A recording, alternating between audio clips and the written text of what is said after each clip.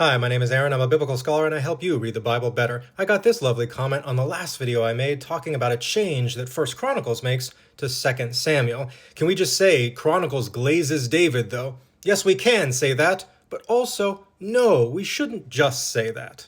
Yes, we absolutely can say the Chronicles glazes David because, boy, the version of David that we get in Chronicles is a much better man than the version of David that we get in Samuel and Kings.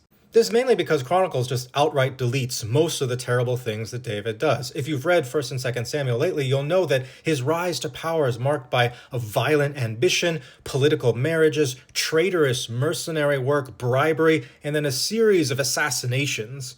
And then once he becomes king, if not before, he is a murderer, an adulterer, a rapist, a terrible father, and a betrayer of everyone's trust who's closest to him. But all this stuff is left out of the version of the story in 1st Chronicles. In 1st Chronicles, David's rise to power is only a handful of verses long, and he's made king by the sweeping, charismatic consensus of every single person in the country. It's painless, bloodless, and ultimately joyful. So yes, for sure, glazed like a donut, but I actually think there's more to the story here, as do many of the biblical scholars that I interacted most closely with in writing my book on 1st and 2nd Chronicles. I don't think the author is doing this for funsies. I don't think they're doing this because of some wistful nostalgia for the Davidic monarchy, nor do I think they are doing this for some hope of the return of the Davidic monarchy in the future.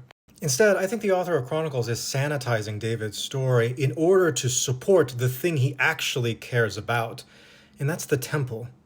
After all, the author of Chronicles has removed more than 24 chapters of David's story. What are you going to fill up the space with? The entire latter half of 1st Chronicles is still dedicated to David. What's there, if not the stuff in 1st and 2nd Samuel? Stuff about the temple.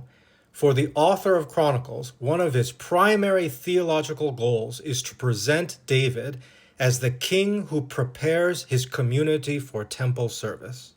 And that's what we get for the remainder of the chapters. In 1st and 2nd Samuel and 1st Kings, David does basically nothing to prepare for the construction of the temple. But in 1st Chronicles, he's absolutely obsessed with it. He does everything but break the ground himself. He organizes all the workers for the construction of the temple. He organizes all the materials for the construction of the temple. He organizes all the priests and Levites and singers who are going to serve in the temple. He composes music himself to be performed by musicians in temple services. He even gives huge free will offerings of gold and jewels, and then convinces all the rich people in the country to give free will offerings of riches and jewels in support of the temple. He writes up the plans for the construction of the temple himself. He puts them in the hand of his son Solomon and has a huge public ceremony where he says, everybody look right here. This is my son Solomon with the plans for the building of the temple. Just say go when I die. David is glazed to glaze the temple.